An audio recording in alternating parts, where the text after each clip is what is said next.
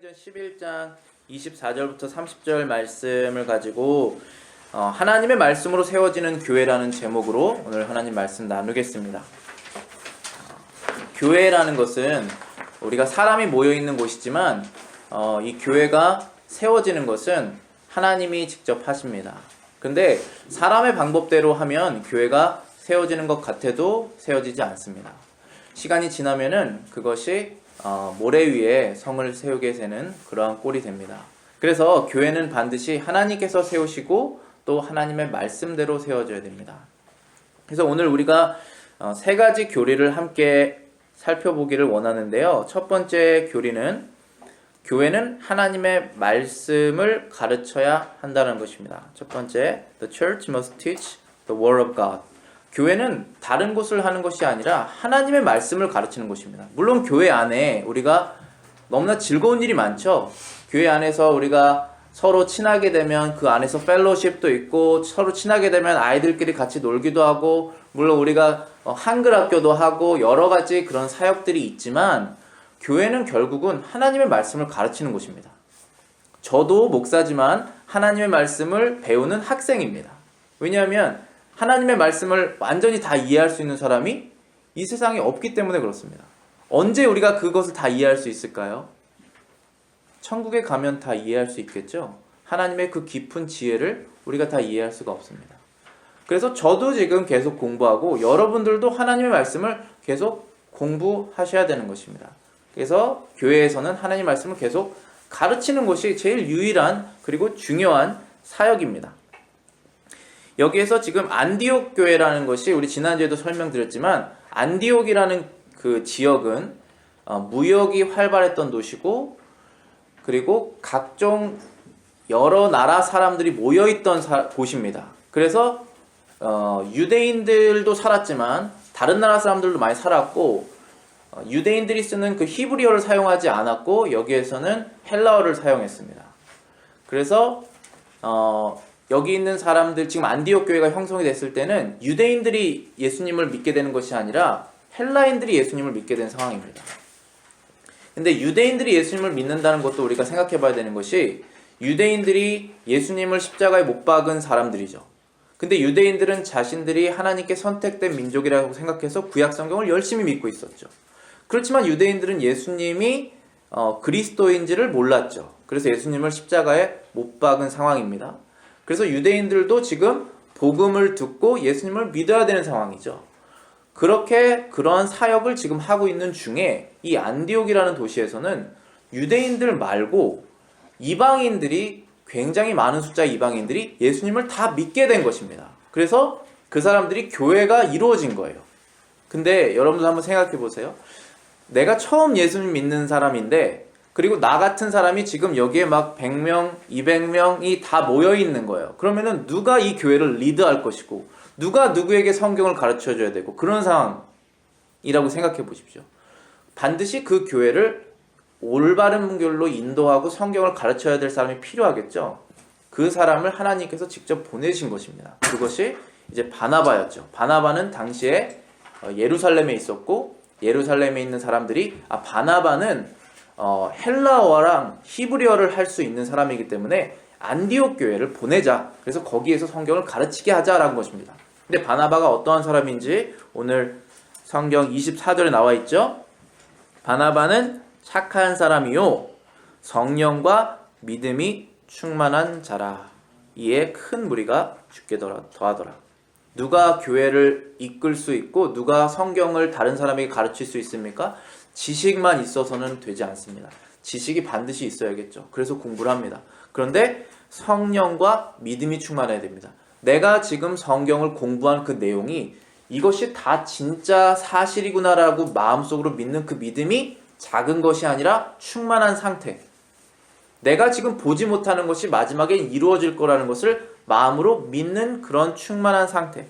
그리고 그것을 믿게 하시는 그 성령이 충만한 그 바나바가 그 일을 시작하게 되었습니다.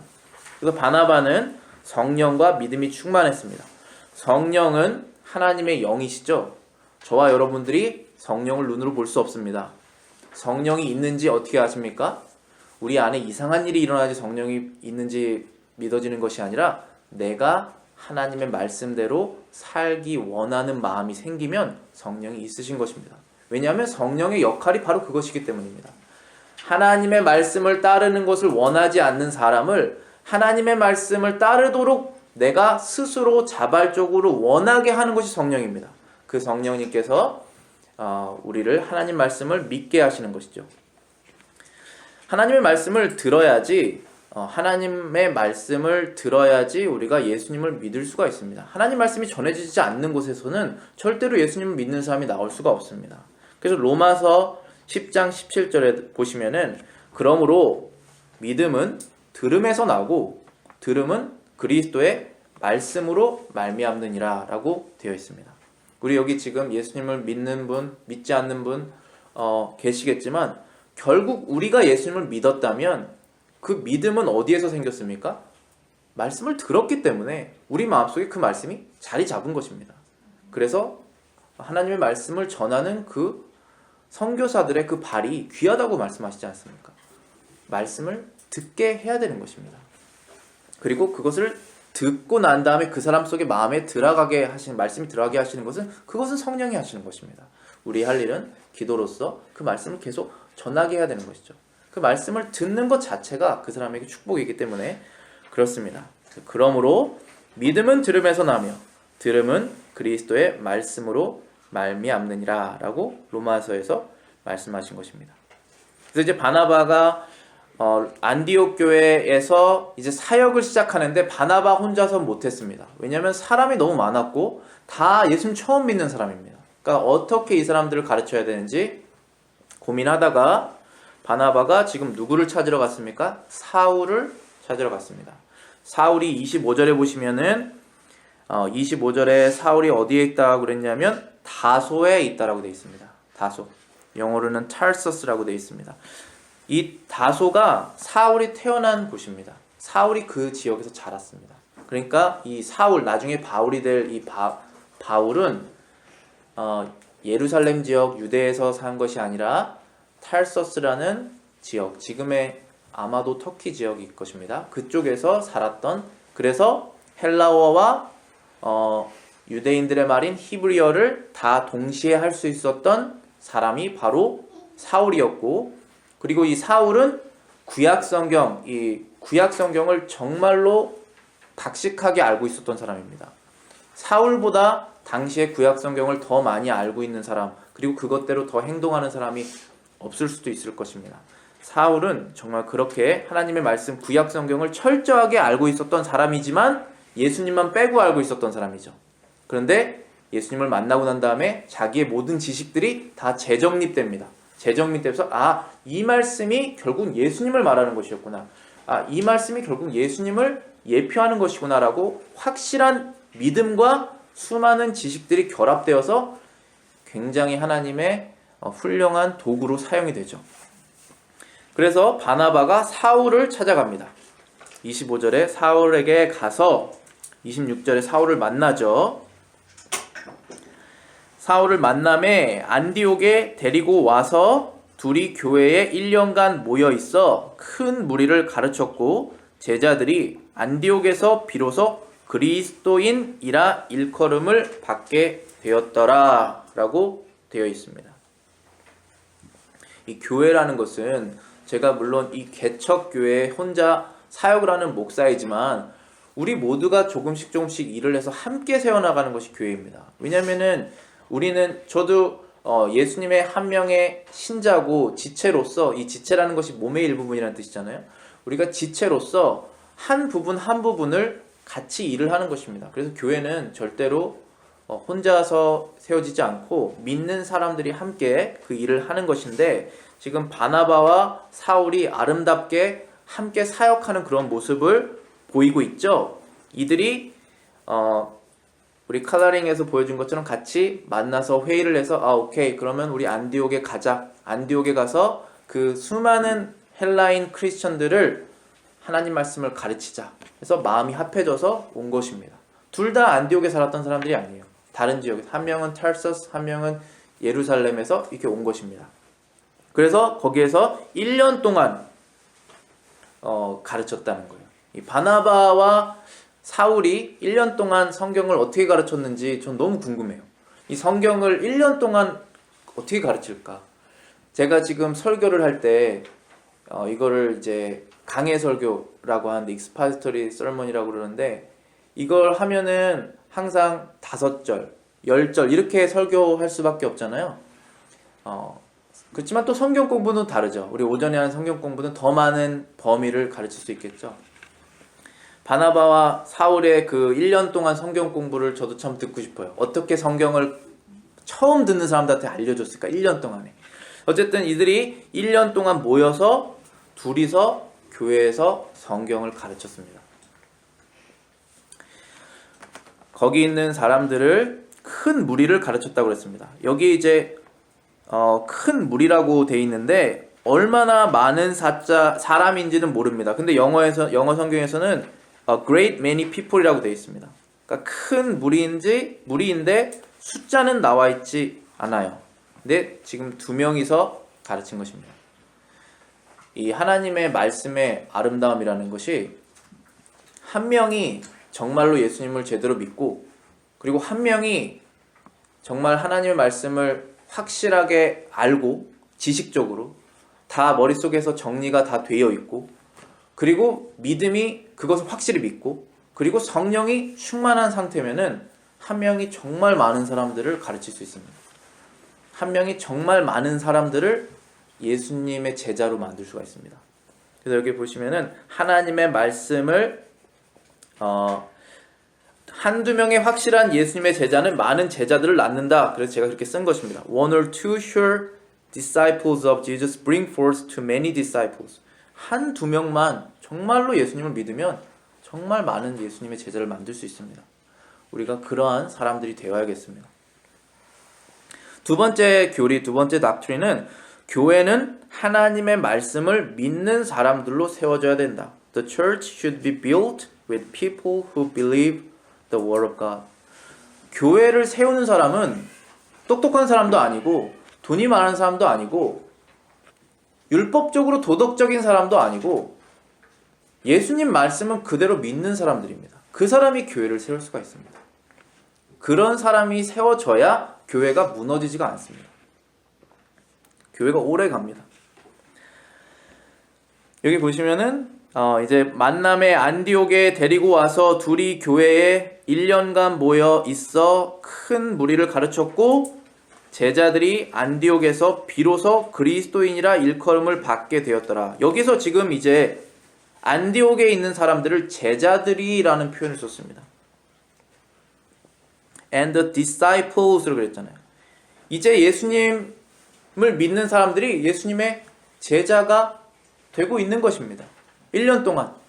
그 전까지는 예수님하고 상관없이 살았던 사람이에요. 그 전까지는 하나님을 모르고 살았던 사람들입니다.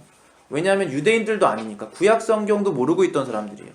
그런데 이제 1년 동안 하나님의 말씀을 배우면서 예수님을 배우면서 예수님의 뜻대로 점점점 살아가서 디사이플이 되고 있는 그런 상황이에요.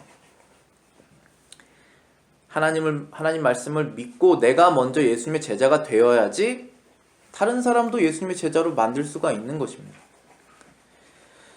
그리고 이들이 이제 뭐라고 불렸냐 하면 그리스도인, 크리스천이라고 불렸다라고 되어 있는 것입니다. 이 성경에서 그리스도인이라고 말하는 말이 처음 나온 거예요. 여기 사도행전 11장 26절에 The disciples were first called Christian in Antioch.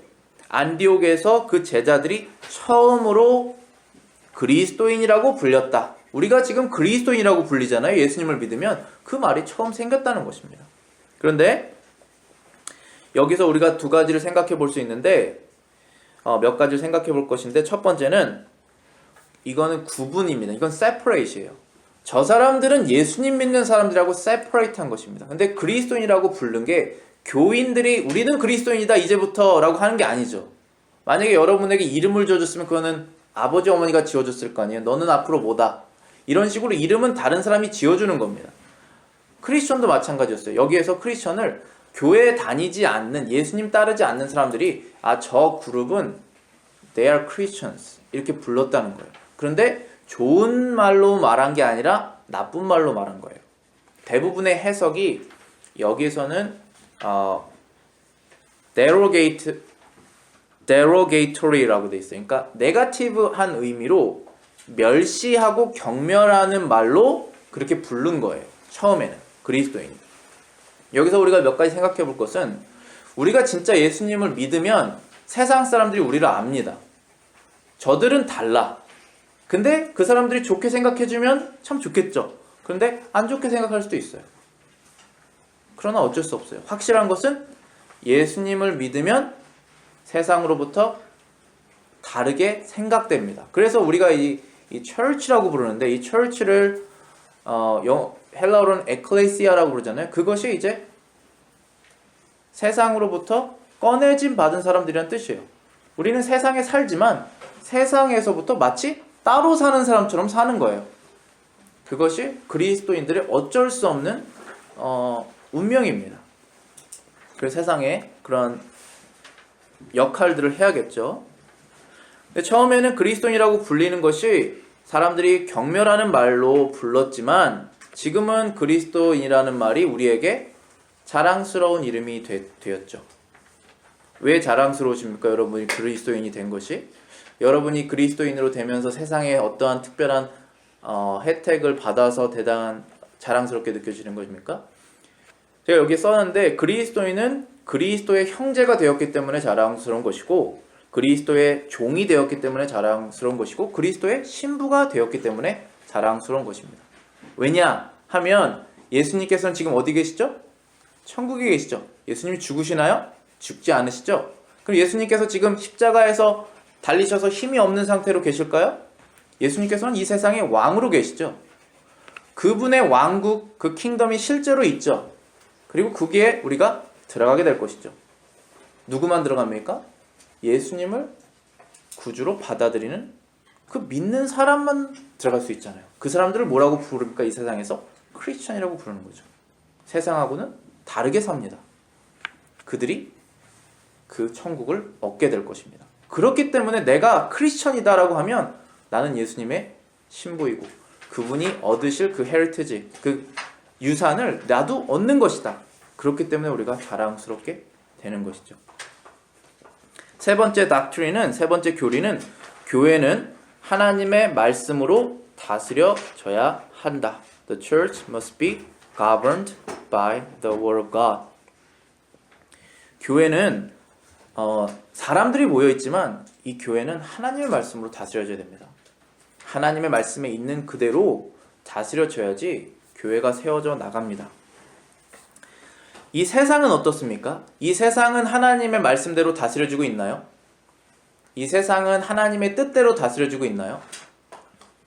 우리가 때로는 이해하기 어렵지만 이 세상은 하나님의 뜻에서 1도 어긋나지 않고 그대로 다스려지고 있습니다. 하나님은 그 능력이 있으시기 때문에 그렇습니다. 근데 우리가 하나님의 뜻을 다 이해할 수가 있나요? 하나님의 뜻을 다 이해할 수 있으면 그분은 여러분의 하나님이 아니에요. 그분은 여러분들의 우상이에요. 우리는 하나님을 이해할 수 없어요. 그렇지만 우리는 하나님이 누구인지 알아요. 하나님은 절대로 남에게, 다른 사람에게 악한 일을 행하시지 않으세요. 하나님은 누구를 골탕 먹이지 않으세요. 하나님은 항상 선한 일을 하세요. 그래서 이 세상은 하나님의 뜻대로 지금도 다스려지고 있습니다. 오늘 본문에서 어떠한 선지자가 나옵니다. 여기 아가보라고 하는 사람이 나오는데 27절에 보시면 그때 선지자들이 예루살렘에서 안디옥에 이르렀습니다. 예루살렘에 있던 선지자들이 안디옥 교회에 가서 이런 말을 한 것입니다. 28절에 보시면은 그 중에 아가보라 하는 한 사람이 일어나 성령으로 말하되 천하가 크게 흉년 들리라 하더니 글라우디오 때에 그렇게 되니라. 자, 지금 선지자가 지금 사도행전 11장에 등장하는데 아직까지는 선지자가 있었습니다. 왜냐하면 성경이 완성이 되지 않았죠. 그래서 선지자가 하나님의 말씀을 대신 전하고 있는 것입니다. 지금 우리는 하나님의 말씀을 성경을 통해서 듣지만 그 당시까지도 하나님의 말씀을 선지자들이 대언을 하였는데 지금 아가보라고 하는 사람이 안디옥에 와서 얘기한 것이 무엇이냐면은 이제 흉년이 될 것이다. Great Famine이 all the world, 모든 세상에 있을 것이다 라고 되어 있고, 그때가 언제냐 하면 글라우디오 때다 라고 되어 있습니다. In the days of Claudius Caesar이라고 되어 있죠. 여기 지금 글라우디오 가이사, 우리말로 하면 가이사, 영어로는 Caesar인데 이는 로마 황제입니다. 로맨 emperor인데 이 사람이 언제 다스렸냐면은 AD 41년부터 54년까지 로마 황제였습니다. 근데 이 황제가 다스리던 중에 실제로 유대 지방에 심각한 흉년이 있었는데 그게 46년부터 48년이라고 주로 해석을 합니다. 그때 이제 먹을 것이 없었던 거예요. 먹을 것이 없어질 것이다 라고 아가부가 예언을 하였고, 실제로 그 흉년이 오니까 교회들마다 또 지역들마다 먹을 것이 없었던 그런 흉년이 온 것입니다. 하나님께서 하나님의 뜻대로 다스리시는데 그 뜻을 우리에게 미리 알려주실 때가 있죠. 그래서 이 안디옥 교회에서 이제 착한 행실을 하죠. 착한 일을 하게 됩니다. 29절 보시겠습니다. 제자들이 각각 그 힘대로 유대에 사는 형제들에게 부조를 보내기로 작정하였다. 여기서 말하는 제자들이 누굽니까? 안디옥에 있는 예수님의 제자들 말합니다. 이 사람들 유대인입니까? 유대인이 아니고 다 젠타일, 헬라인입니다. 그 헬라인들이 지금 뭘 결정했습니까? 유대에 사는 사람들을 도와주기로 결정하였다 라고 되어 있죠. 여기 보시면 영어 성경에서는 determined to send relief to the brethren dwelling in Judea. 여기에서 보면 재밌는 표현이 제자라는 표현이 있고 또 형제라는 표현이 있습니다.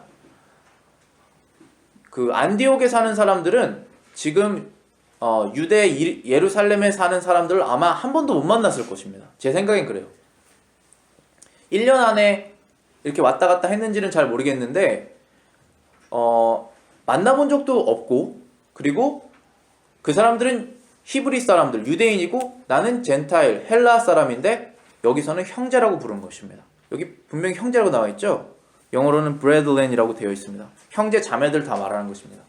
왜 이 사람들이 갑자기 형제가 자매가 되었습니까? 누가 가난한 사람들이 저기 있으면 우리가 마음이 아픈 것은 다 우리 사람의 인지상정이지만 그 사람이 형제라면 다르죠. 만약에 지금 한국에 어떠한 흉년, 패민이 나서 제 동생이 있는데 제 동생이 가난하게 있다 그러면은 그 전체 한국 사람이 가난한 것과는 다른 느낌이 있잖아요. 여기선 정말 형제라고 생각했다는 것입니다. 어떻게 이들이 형제가 되었을까요?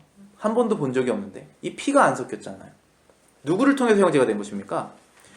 예수님 통해서 형제가 된 거예요. 예수님의 뭐로 형제가 됐습니까? 예수님의 피로 형제가 된 거예요. 우리는 이 육신의 피보다 더 강한 예수님의 피로 형제가 되는 것입니다. 그것이 교회예요. 그래서 이 사람들은 그들을 불쌍하게 여기고 자신의 친형제라고 생각해서 도움을 모은 것입니다. 교회는 그리스도 안에서 하나입니다. 우리가 서로 친해져서 하나가 되는 것이 아니에요. 마지막에는 그룹이 갈릴 수 있어요. 마지막에는 우리는 누구는 예수님의 손을 붙잡고 천국에 가고 가족으로서 지냈던 사람도 갈라질 수 있습니다. 아무리 친해도 예수님의 피로 내 죄가 씻겨지지 않았으면, 그러지 않기를 정말 바랄 뿐입니다. 내 신앙을 내 끝까지 지키기를 바랄 뿐이죠. 그건 하나님께서 하실 것입니다. 그리고 여기에서 우리가 또 봐야 될 것은 모든 민족은 예수님 안에서만 하나가 됩니다. 우리 미국이 정말 멜팅팟이라고 그러는데 모든 민족이 살죠? 근데 이 미국이 어떻게 하나가 됩니까? 하나가 되는 이유가 있습니다. 법이 있잖아요. 미국 시민으로서의 법이 있잖아요. 그 법 아래서 하나가 되는 것입니다. 그리고 그 법 위에 하나님이 계시죠. 그래서 하나가 됩니다. 언어, 문화, 가정 환경, 내가 좋아하는 거가 다 다른데 어떻게 하나가 되겠습니까? 그런데 이 온 세상은 어떻게 하나가 될까요? 모든 민족, 다른 나라들과 어떻게 하나가 될까요? 우리 UN에서 하나가 되나요? United Nations에서 회의하면 하나가 됩니까? 그렇지 않죠. 자기의 이익을 위해서 다 모인 것입니다. 그 나라, 거기도. 그런데 오직 예수님 안에서는 모든 민족이 나중엔 하나가 됩니다. 그때는 언어도 하나, 문화도 하나, 법도 하나, 내셔널리티도 하나, 시티즌십도 하나, 그렇게 되겠죠? 예수님 안에서만 하나가 됩니다.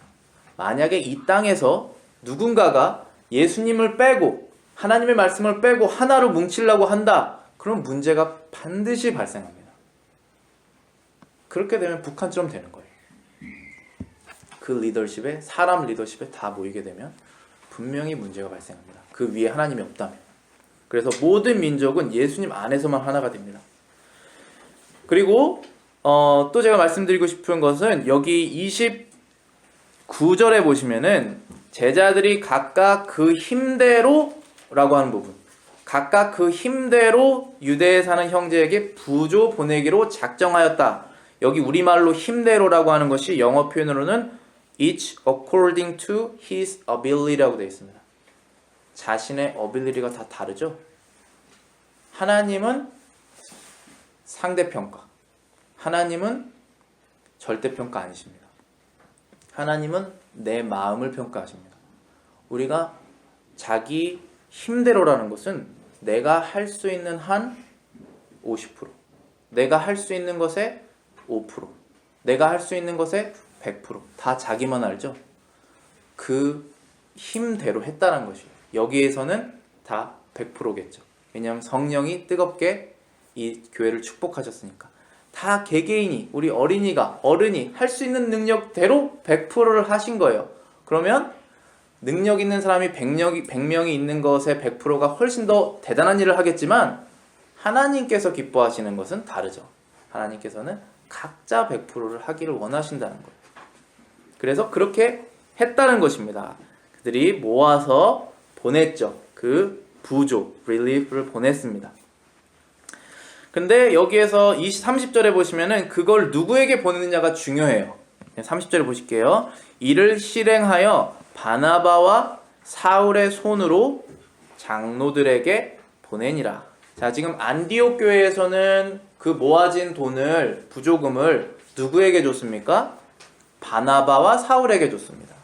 그리고 그 돈을 지금 예루살렘에 있는 교회로 보냈는데 그 교회에서는 누가 받았습니까? 그 교회 장로들이 받았습니다. 교회는 장로들에 의해서 다스려져야 됩니다. 장로는 여러분과 제가 목사고 여러분들이 성도지만 우리는 똑같은, 하나님 앞에서 똑같은 사람이에요. 집에도 똑같아요. 아내, 남편 똑같은 사람이에요. 그런데 거기에는 질서가 있죠. 남편이 아내의 머리인 것처럼 이 교회에는 성도들이 자신들이 선택한, 선출한 그 분들이 장로가 돼서 여러분들을 리드하는 것입니다. 그래서 우리는 이 장로의 리더십을 믿어서 프레스비테리안 철치예요. 장로교라는 걸 믿는 거예요.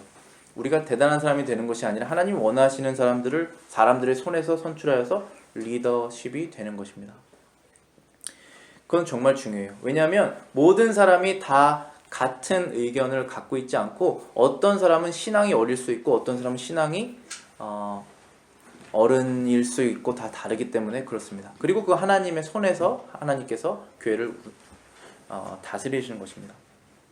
그래서 교회는 장로들에 의해서 다스려져야 되는데 사도행전 한 구절 제가 주보에 적어놨습니다. Acts 20장 28절 28 제가 적어놨는데 여러분은 자기를 위하여 또는 온 양떼를 위하여 삼가라. 성령이 그들 가운데 여러분들을 감독자로 삼고 하나님이 자기 피로 사신 교회를 보살피게 하셨느니라.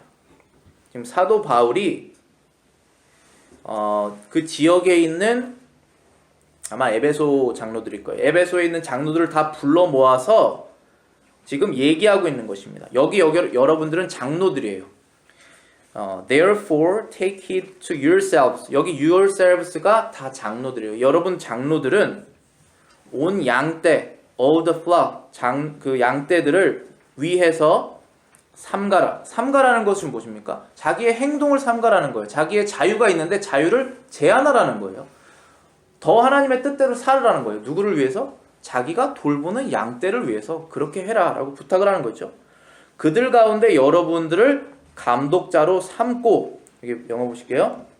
Among which the Holy Spirit has made you overseers and to shepherd the church of God. 하나님께서 그 감독자로 그 장로들을 왜 세우셨냐면은 하나님의 양떼들을 잘 돌보라고 세우신 거예요.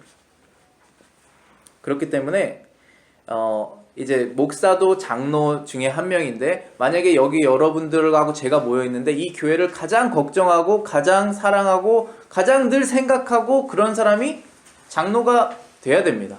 제가 돼야겠죠. 만약에 제가 되지 않으면 문제가 발생할 거예요.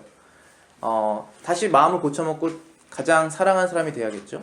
그러면서 여러분들도 이제 따라오게 되는 거죠. 장로라는 것은 너무나 중요한 보직이에요. 저도 이제 프레스비테리안 미팅 같은 데 가면은 각 교회마다 한 명의 목사님과 한 명의 대표 장로님이, 장로님은 여러 명이어야 되는데 대표 장로님이 와서 이제 우리가 6개월 동안 어떤 일이 있는지 보고하고 기도하고 그렇게 하는데, 그 각 교회마다 그 장로님에 따라서 교회가 흔들리기도 하고 올바로 세워지기도 하고 그렇습니다. 그런데 그 장로는 여러분들이 뽑는 거예요. 그리고 그 장로를 교육하는 거는 물론 목사겠지만 그것이 이렇게 잘 뽑아져야지 흔들리지 않는, 흔들린다는 것은 이 세상에 흔들린다는 거예요. 이 세상에서 어떤 얘기를 들었을 때, 어떠한 움직임이 있을 때 그거 아니고 여기 하나님 말씀대로 가야 된다라고 그것을 확실하게 믿는 사람 있잖아요. 그런 사람이 이제 장로가 돼야 되는 거예요. 그래서 저희 교회는 아직 지금 철치 플랜팅이니까 장로님이 없죠. 여러분들이 뽑으시지 않았죠. 지금 멤버십도 조금씩 하시고 있는 중이니까. 그래서 지금 안디옥 교회는 장로가 있었습니까? 장로가 없었어요. 그래서 미셔너리죠. 미셔너리 이 두 분이 그 부조금을 예루살렘에 간 거예요. 근데 예루살렘엔 장로가 이미 있었죠. 그래서 그분들이 받으신 것입니다.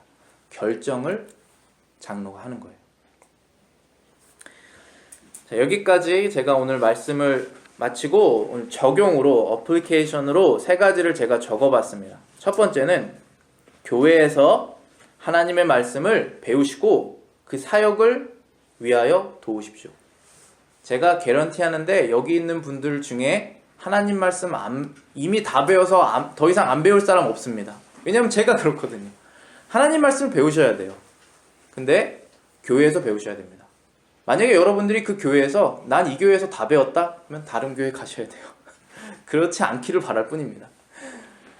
그렇지만 여러분들의 양심상 이 교회는 내가 배울 수 있는 교회다 하면 열심히 배우셔야 돼요. 그게 우리에게 주신 의무예요.